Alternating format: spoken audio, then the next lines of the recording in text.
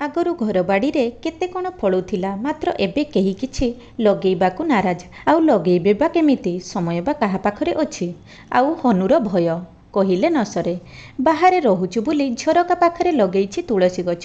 ଆଉ ଏଇଟା ତଳେ ଥିବା ଗଛର ଅମୃତ ଫଳ।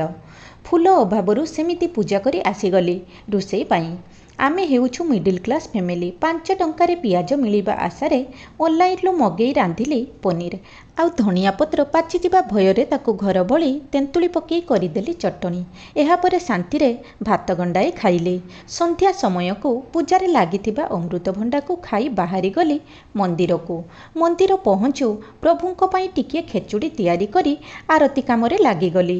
ଏଠି ମୁଁ ନାହିଁ, କାରଣ ଶଙ୍ଖ ଫୁଙ୍କିବା ଲୋକ ଓ ଫୋନ୍ ଧରିବା ଲୋକ ମୁଁ ନିଜେ। ଆରତି ପରେ ଗୋପାଳ ଛୁଆକୁ ଶୁଆଇ ଦେଇ ଭୋଗ ବାଢ଼ିବାରେ ଲାଗିଲି।